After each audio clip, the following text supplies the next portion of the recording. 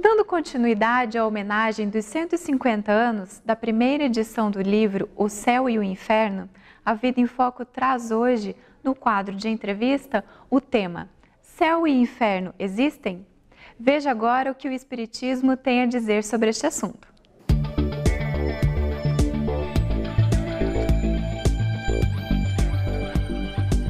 Olá, que bom que você está conosco. Este é o nosso quadro de entrevistas do programa Vida em Foco. E hoje nós temos aqui, conforme prometemos, a terceira parte da nossa conversa a respeito da homenagem ao livro O Céu e o Inferno, ou A Justiça Divina segundo o Espiritismo. E trouxemos um especialista aqui na obra kardeciana, que é Cosme Massi. Cosme, novamente, seja bem-vindo. Alegria. Então, Cosme, estamos aí para concluir essa nossa viagem, em aspectos que a gente considera importantes na obra O Céu e o Inferno. E veja, como o próprio título sugere, céu, inferno, qual seria a visão espírita a respeito de céu e de inferno? Muito boa pergunta, Márcio. Quando a gente fala em céu e inferno, é claro que a gente logo pensa na teologia tradicional, em toda a tradição religiosa, de lugares determinados de alegria, céu, de prazer, de ventura, e lugares determinados de tristeza, de dor, de sofrimento e inferno. Separados por uma muralha intransponível. Intransponível, lugares que não se comunicam no sentido de poder um interagir com o outro. Nem uma brechinha, nem uma portinha. Os anjos poderiam no céu olhar para o inferno, mas não poderiam mudar aquela situação. Na visão espírita, e mesmo em teologias tradicionais, já houve um avanço no sentido de considerar o céu e o inferno como estados psicológicos e não como lugares. Então, Allan Kardec vai, aproveitar isso e mostrar que é muito mais lógico pensar em céu e inferno como estados interiores. O indivíduo que está feliz, que conquistou o domínio de si mesmo, que vive as virtudes, que vive o bem, que pensa no bem, que realiza o bem, estaria no céu. Não no lugar, ele em qualquer lugar que estiver, ele está no céu. A mesma coisa, os espíritos imperfeitos, que cultivamos às vezes as paixões, que temos dificuldades de enfrentar os nossos vícios, estaríamos no inferno. Quer dizer, esse estado interior de conflito, de dor, de consciência de culpa, de remorso, seria o inferno. Então, céu e inferno, na visão espírita, são estados de alma e não lugares. Kardec vai dizer, não há lugares circunscritos para a felicidade ou para a tristeza, depende do espírito. Alguém que tem o equilíbrio, que cultiva as virtudes, que vive de forma adequada, está no céu onde ele estiver. Aquele outro que convive com o mal, que pensa no mal, que pratica o mal, que não consegue dominar as suas paixões ruins, está no inferno em qualquer lugar que ele estiver. Então não é um lugar físico, mas um estado psicológico. Então, Cosme, eu sei que você é doutor em lógica numa das principais universidades do Brasil, Então você entende do assunto. Então, por que essas doutrinas que estabeleceram céu e inferno como lugares fixos perduraram por tantos séculos, milênios até? É verdade. Talvez porque faltava a elas o elemento experimental que Allan Kardec conseguiu explorar a partir da mediunidade. Porque se você começa a pensar o que vai ocorrer com a alma após a morte, se você não tinha nenhuma referência da experiência, porque você não tinha pessoas para contar, sim, porque não voltavam, então era muito natural que as pessoas pensassem, bom, se ninguém volta, deve ficar em algum lugar definitivo, incomunicável. Embora na história das religiões nós temos comunicações de espíritos, que não foram exploradas, talvez porque entrassem em contradição com a própria teoria que eles acabavam adotando. Quer dizer, na hora que você criou uma teoria especulativa que veio da sua cabeça e acreditou mais na teoria do que na realidade, quer dizer, a teoria passou a querer mandar como a realidade deveria ser. Os filósofos costumavam dizer que antes de Galileu, por exemplo, antes do surgimento da ciência, você olhava para o mundo e dizia que o mundo tinha que obedecer à teoria. O que é? E Galileu inverte isso. Galileu vai dizer que você tinha que olhar para a experiência para aprender com ela. Era o mundo que tinha que ensinar você, e não você querer dizer como o mundo deveria ser. Ou seja, a teoria é importante, mas não é ela que define o mundo. É o mundo, a realidade, que deve ajudar você a construção da teoria. No entanto, mas do ponto de vista lógico, então, analisando só na lógica, só na filosofia, esquecendo a experiência, a ideia tradicional de céu e de inferno sobrevivem? Não, eu acredito que ela não sobreviveu já com o tempo. Se você mesmo conversa com teólogos de religiões tradicionais, eles já começam a pensar em estados psicológicos e não como lugares definitivos. Quer dizer, o problema todo é que na hora que você começa a pensar em estados psicológicos, você se coloca diante de um problema. Esse indivíduo agora não está mais num lugar fixo.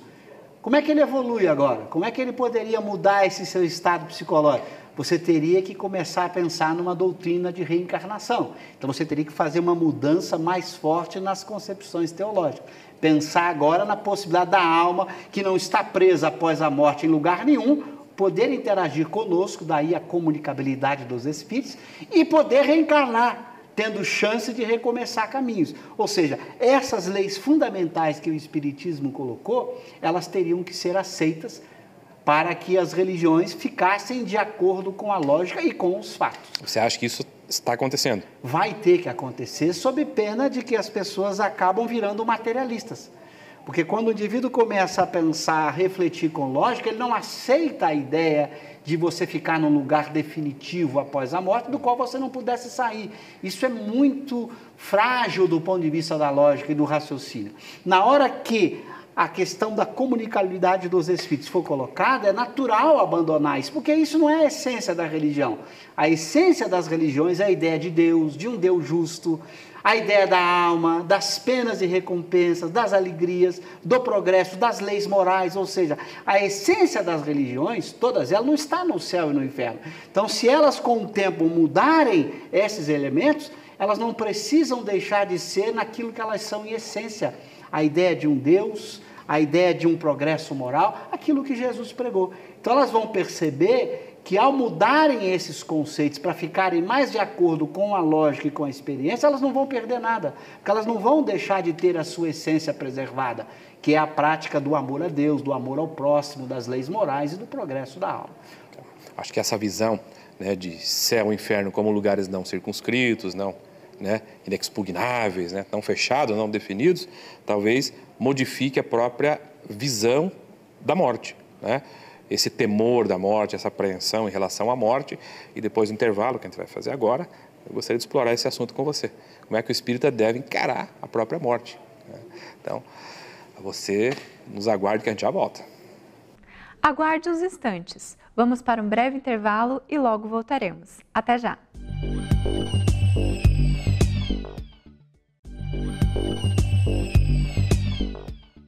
Voltamos com a segunda parte da entrevista. Hoje, a Vida em Foco traz o tema: Céu e Inferno existem? Vamos conferir.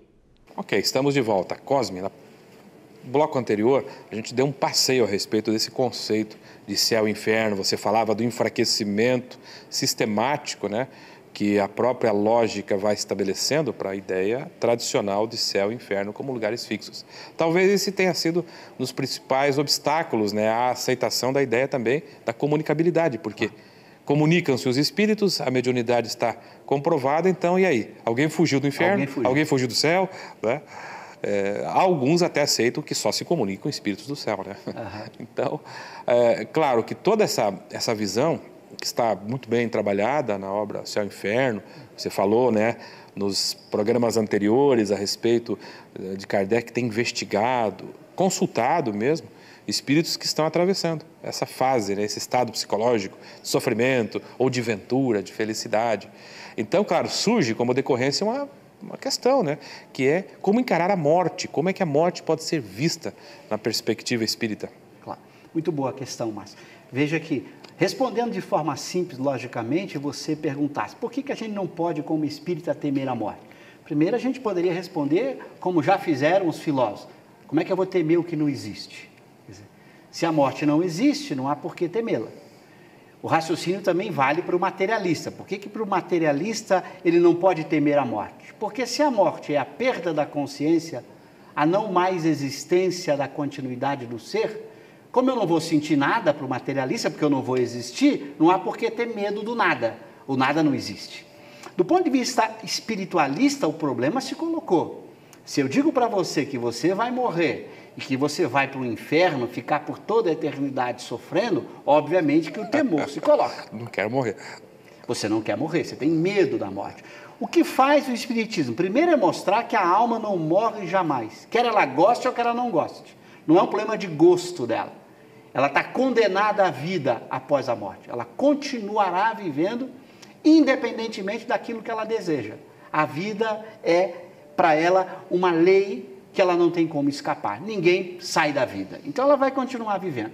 Mas não basta isso, porque se o Espiritismo colocasse que você continua vivendo, mas poderia ir para esses lugares de sofrimento, de tortura, obviamente que o medo poderia continuar.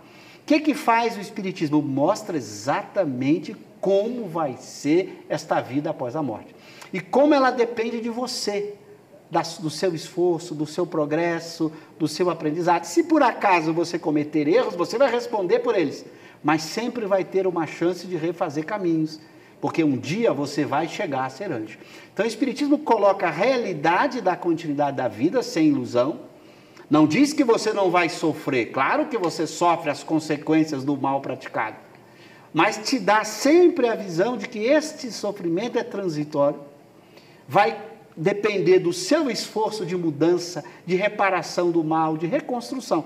Quanto mais rápido você não pratica o mal ou repara o mal que porventura tenha praticado, menos sofrimento, menos dor. Ou seja, a dor e o sofrimento possível após a morte fica na dependência de você, do quanto você se dedica na sua própria transformação. Então está em suas mãos. Então se você se esforça para vencer a si próprio, para agir corretamente, para praticar os ensinamentos do Cristo, você mais tranquilo fica. Porque você sabe que ao justo, ele vai ter justiça. Portanto, ele não vai ter o problema de receber aquilo que ele não merece. Então, nesse caso, você tem uma visão tão clara, tão precisa, que elimina o medo. Mesmo que você tenha defeitos, mesmo que você tenha imperfeições. Você sabe que o seu sofrimento será na proporção do seu esforço e do seu trabalho de mudança. Em momento nenhum, Kardec, então, fala de rótulo religioso. De forma nenhuma. Na verdade, o processo de dor ou de sofrimento ou de alegria após a morte é uma decorrência das suas conquistas, dos valores morais. Por isso ele propõe: fora da caridade não há salvação. E não fora da verdade, não fora do conhecimento. Quer dizer, o esforço de transformação moral é o que lhe garante uma vida após a morte mais feliz. É a transformação moral, a moeda da felicidade. Pascal vai dizer que a virtude é que lhe dá o estado de felicidade após a morte. Quem procura conquistar as virtudes será sempre feliz, aqui na terra ou após a morte do corpo. E não há por que, portanto, temer a morte em nenhuma hipótese. Mesmo aquele indivíduo que se equivoca, que erra, que pratica o mal, não há por que temer a morte. Ele vai receber as consequências desse mal praticado. Ele vai sofrer pelo mal praticado. Vai ter que reparar esse mal, mas sempre terá uma chance de refazer o seu caminho, de recomeçar. Claro que se ele insistir neste mal, o sofrimento continuará enquanto ele insistir no mal. No momento em que ele se modifica, o sofrimento desaparece. Então está nas suas mãos prolongar o sofrimento expiatório, consequência do mal praticado, ou encurtar esse sofrimento pela própria transformação, pelo esforço de mudar a si próprio. Basta não fazer o mal? Não, é fundamental fazer o bem, porque quando eu não faço o mal, eu posso ser omisso, e alguém aproveita a minha omissão e faz o mal. Eu tenho que responder por aquele mal que eu dei a oportunidade, embora não tenha sido eu aquele que causou o mal. Então, muito cuidado, a ética espírita, a justiça de Deus é muito mais luz, porque se eu fui omisso, deixei de fazer o bem, não fiz o mal também. Ser omisso é dar a oportunidade a que alguém faça, principalmente no mundo de provas e expiações. E quando você omite, alguém ocupa o lugar. E se essa pessoa fizer um mal porque você não agiu como devia, você vai ter que responder também e vai ter que reparar esse mal como se você fosse cúmplice. É mesmo? Não basta o que eu faço de ruim ainda? Não basta. Porque também seria fácil demais, a gente poderia simplesmente ficar se omitindo, se isolando, fugindo da realidade. Uma rede, em férias permanentes, né? Férias de preferência no Nordeste, sim? Exatamente. Entre duas palmeiras e está tudo resolvido. Exatamente. Você fugiria do mundo, da sociedade, para não fazer o mal, e deixa a sociedade. Então, se você foi omisso no seu trabalho, você vai ter que responder por isso. Responderá de que maneira? vivendo novamente, voltando, tendo que botar a mão na massa, seguir o caminho contrário daquilo que você fez. Reconstruir o que você não construiu.